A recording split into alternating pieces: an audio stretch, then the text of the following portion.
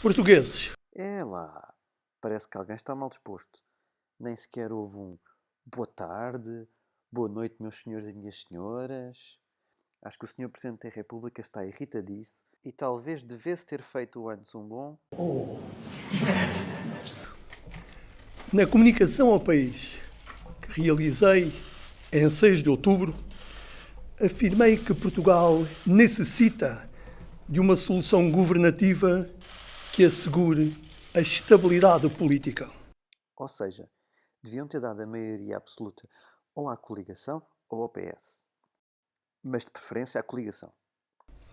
Referi também que essa solução governativa deve dar garantias firmes de que respeitará os compromissos internacionais historicamente assumidos pelo Estado português e as grandes opções estratégicas adotadas desde a instauração do regime democrático.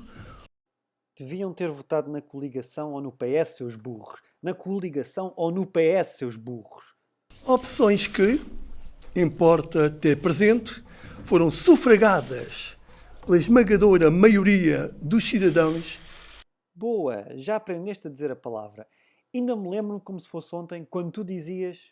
Cidadãos da nossa vizinha Espanha, os contactos efetuados entre os partidos políticos que apoiam e se revêem no projeto da União Europeia e da Zona Euro não produziram os resultados necessários para alcançar uma solução governativa estável e duradoura. Esta situação é tanto mais singular quantas orientações políticas e os programas eleitorais desses partidos não se mostram incompatíveis, sendo, pelo contrário, praticamente convergentes quanto aos objetivos estratégicos de Portugal. Olha que não é bem assim, Senhor Presidente. Neste caso temos um PSD que é neoliberal, deixou de ser social-democrata. Inclusivamente, uma das maiores discrepâncias é a vontade da coligação pretender a privatização da Segurança Social, enquanto que o PS não defende nada disso. Portanto, não sei se tem razão neste ponto. Daí o meu repetido apelo a um entendimento alargado em torno das grandes linhas orientadoras da política nacional. Lamento profundamente que, num tempo em que importa consolidar a trajetória de crescimento e criação de emprego, e em que o diálogo e o compromisso são mais necessários do que nunca, interesses conjunturais se tenham sobreposto à salvaguarda do superior interesse nacional. Senhor Presidente, com o devido respeito, isso foi uma crítica ao PS que não é legítima. Em primeiro lugar, porque tentou-se também fazer negociações com a coligação que foram infrutíferas. E em negociações, quando não se chega a acordo, a culpa geralmente é de ambos os lados. E depois, é perfeitamente normal e perfeitamente legítimo que os partidos de esquerda tentem encontrar um compromisso para apresentarem no Parlamento. E sabe isso perfeitamente. Neste contexto, e tendo ouvido os partidos representados na Assembleia da República, indigitei hoje, como Primeiro-Ministro, o Dr. Pedro Passos Coelho, líder do maior partido da coligação que venceu as eleições do passado dia 4 de outubro. Ok, tudo bem, nenhum reparo a fazer, está no seu perfeito e legítimo direito. Tive presente que nos 40 anos de democracia portuguesa, a responsabilidade de formar governo foi sempre atribuída a quem ganhou as eleições. Pronto, aqui é que eu já começo a ter um problema com a fundamentação. E isto porquê? Porque se é verdade que essa é uma tradição, não é isso que diz na Constituição. E o Sr. Presidente da República, quando tomou posse, jurou fazer cumprir a Constituição. E como o Sr. Presidente da República sabe perfeitamente, as eleições legislativas não servem para eleger primeiros-ministros, mas sim para elegerem deputados à Assembleia da República. Portanto, neste preciso momento, tinha a excelente oportunidade de explicar isso às pessoas. E em vez de fazer isso, de ensinar um bocadinho da Constituição às pessoas e do verdadeiro propósito das eleições legislativas, optou por dizer aquilo que se diz na direita, de que isto é uma tradição, como se isso fosse algum direito consuetudinário, e que é assim que as coisas têm de ser. Aqui, Sr. Presidente, esteve extremamente mal. Assim ocorreu em todos os atos eleitorais em que a força política vencedora não obteve a maioria dos deputados à Assembleia da República, como aconteceu nas eleições legislativas de 2009, em que o Partido Socialista foi o partido mais votado, elegendo apenas 97 deputados, não tendo as demais forças políticas inviabilizado a sua entrada em funções. Sr. Presidente, isso é verdade, mas estar a comparar a atual situação política com 2009 não é honesto. E isto porquê? Porque em 2009, como aliás aconteceu nos casos em que a esquerda ganhou com maioria relativa, a direita nunca conseguiria aliar-se com alguém para fazer uma proposta alternativa. O que aconteceu este ano foi que as forças políticas de esquerda, que normalmente não se reúnem para fazer uma alternativa, decidiram fazê-lo. E isso é legítimo. Não tenha qualquer dúvida que se outrora a direita tivesse tido essa oportunidade, teria feito o mesmo e também seria legítimo. Portanto, estamos a falar de coisas completamente diferentes. Tive também presente que a União Europeia é uma opção estratégica do país. Esta opção foi essencial para a consolidação do regime democrático português e continua a ser um dos fundamentos da nossa democracia e do modelo de sociedade em que os portugueses querem viver uma sociedade desenvolvida, justa e solidária. Bom, em primeiro lugar, os valores que acabou de referir não são exclusivos da União Europeia. E posso-lhe dizer alguns países que não estão na União Europeia e que defendem exatamente esses valores e que têm uma qualidade de vida até superior do que a nossa, como por exemplo a Suíça. De qualquer das maneiras, como bem sabe, as condições que o Partido Socialista pôs ou impôs ao PCP e ao Bloco de Esquerda é exatamente a permanência na União Europeia e o respeito pelos seus ideais. A observância dos compromissos assumidos no quadro da zona euro é decisiva. É absolutamente crucial para o financiamento da nossa economia e, em consequência, para o crescimento da economia e a criação de emprego. Bom, desde logo não existe apenas uma maneira de fazer crescer o emprego e fazer desenvolver a economia. De qualquer das maneiras, como eu já lhe expliquei e sabe perfeitamente, os acordos que o PS está a tentar negociar com a esquerda implicam necessariamente a permanência na União Europeia e o respeito pelos seus princípios, pelo projeto europeu e o cumprimento das obrigações internacionais. Ao ouvi-lo, às vezes dá-me a impressão que gostaria que ficasse inscrito na Constituição uma norma que dissesse que todos os ministros das Finanças e todos os ministros da Economia fossem nomeados pela Europa. Assim tínhamos a noção e tínhamos a perfeita consciência que todas as opções políticas e económicas e financeiras que fossem tomadas estariam de acordo com os interesses dos credores internacionais, das instituições internacionais, e assim não tínhamos estas chatices. Fora da União Europeia e da zona euro, o futuro de Portugal seria catastrófico. Sr. Presidente, eu já não tenho idade para acreditar em papões. Sim, seria difícil, é extremamente indesejável, mas se isso acontecesse, o que não vai acontecer, Portugal iria sobreviver. Seria difícil, mas iria sobreviver. O Sr. Presidente esquece que Portugal tem quase 900 anos. Já passámos por várias guerras, uma guerra civil, uma guerra colonial, por momentos muito difíceis, mas estamos aqui e sobrevivemos e somos dos países mais antigos da Europa. E mais lhe digo, mais rapidamente acaba a União Europeia do que acaba Portugal. Em 40 anos de democracia, nunca os governos de Portugal dependeram do apoio de forças políticas anti-europeístas. Tem a certeza que o CDS-PP foi sempre a favor da Europa e sempre a favor do euro?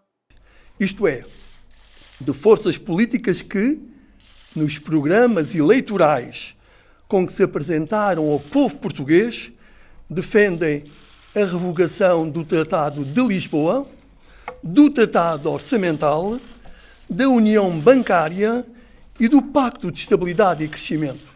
Sabe o que é que eu queria, Presidente? que, enquanto cidadão português, me tivesse sido dada a oportunidade de referendar esses tratados. Isso sim é que era um incentivo à participação cívica. E eu lembro-me que o Tratado de Lisboa, que aliás foi proposto ser referendado pelo Sócrates e depois voltou atrás na sua palavra, ocorreu durante a sua magistratura e eu não me lembro do Presidente ter feito qualquer apelo à discussão pública e à aprovação por parte dos cidadãos desse mesmo tratado. Assim como o desmantelamento Da frota pesqueira? Ai não, esse foi o de Primeiro-Ministro. da União Económica e Monetária e a saída de Portugal do euro, para além da dissolução da NATO, organização de que Portugal é membro fundador. E temos 2 submarinos alemães de aprová-lo. Este é o pior momento para alterar radicalmente os fundamentos do nosso regime democrático. Sim, mas não é o PCP que vai para o governo e o PS, como eu já lhe expliquei, nunca iria permitir que isso não estivesse salvaguardado no acordo. De todo modo, parece estar a querer dizer que se porventura o PCP ganhasse as eleições, o Sr. Presidente da República não o iria indigitar, porque era contra esses princípios. Ora, fazer isso é contra a democracia e é contra a Constituição que jurou defender. Portanto, eu também partilho das suas preocupações, mas essa questão não está a ser colocada. Depois de termos executado um exigente programa de assistência financeira que implicou pesados sacrifícios aos portugueses, é meu dever, no âmbito das minhas competências constitucionais, tudo fazer para impedir que sejam transmitidos sinais errados às instituições financeiras, aos investidores e aos mercados, pondo em causa a confiança e a credibilidade externa do país que, com grande esforço, temos vindo a recuperar. Mesmo que isso implique eu não respeitar a composição da Assembleia da República em resultado das últimas eleições e até mesmo recusar propostas legítimas e constitucionais apresentadas por outros grupos parlamentares. Devo, em consciência, dizer aos portugueses que receio muito uma quebra de confiança das instituições internacionais nossas criadoras, dos investidores e dos mercados financeiros externos. A confiança e a credibilidade do país são essenciais para que haja investimento e criação de emprego. Ó Sr. Presidente, ainda há pouco disse que era seu dever tudo fazer para não enviarmos sinais negativos para as instituições internacionais, para os credores externos, para os investidores e agora vem dizer, preto no branco, que tem receio que se for para o governo uma força política de esquerda, que de repente isto vai começar a correr tudo mal, alarmando os mercados que, não obstante esta situação política, até estão bastante calmos.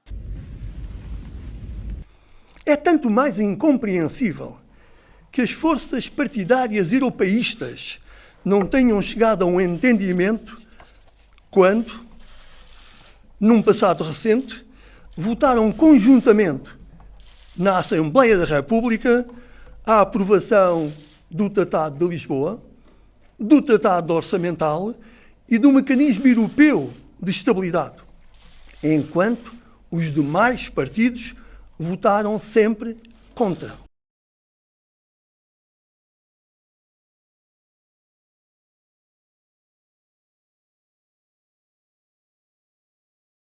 Políticas com vista à nomeação do Primeiro-Ministro.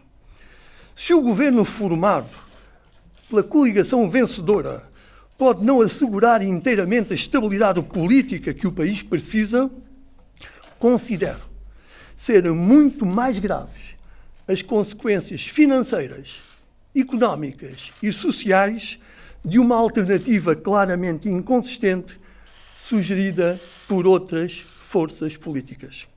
Aliás, é significativo que não tenham sido apresentadas por essas forças políticas garantias de uma solução alternativa, estável, duradoura e credível. Portanto, se eu entendi bem o seu raciocínio, um governo em gestão, com um orçamento em duodécimos e que terá que se apresentar a eleições daqui a uns 8 meses, é uma solução mais estável do que uma maioria de esquerda que pode ou não resultar? Não será melhor dar o benefício da dúvida? Sabe, Sr. Presidente, ainda me lembro quando falava que as pessoas estavam afastadas da política, afastadas do Parlamento e que esta situação tinha que mudar. Nós estamos aqui perante uma possibilidade de fazer crescer a nossa democracia, de acabar com o rotativismo que existia até agora e que muito contribuiu para essa situação. Portugueses, a responsabilidade do Presidente da República na formação do Governo encontra-se regulada no artigo 187 da Constituição, segundo o qual o Presidente deve nomear o Primeiro-Ministro, tendo em conta os resultados eleitorais, depois de ouvidos os partidos políticos com representação parlamentar. Sigo a regra que sempre vigorou. Repito, a regra que sempre vigorou na nossa democracia. Quem ganha as eleições é convidado a formar governo pelo Presidente da República. Isso não é uma regra. Uma regra seria um preceito normativo na Constituição a dizer isso mesmo, mas não é, como disse há pouco, é uma tradição. Não implica um comportamento vinculativo. A regra diz que se elegem deputados à Assembleia e não primeiros-ministros. No entanto, a nomeação do Primeiro-Ministro pelo Presidente da República não encerra o processo de formação do Governo.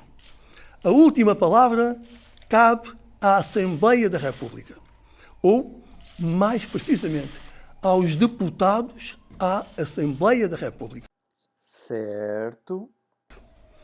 A rejeição do programa do Governo, por maioria absoluta dos deputados em efetividade de funções, implica a sua demissão.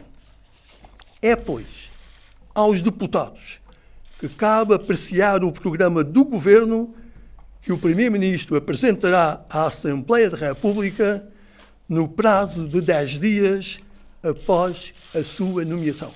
Está a ver? E sim, o prazo de 10 dias é que é uma regra constitucional, inscrita na Constituição.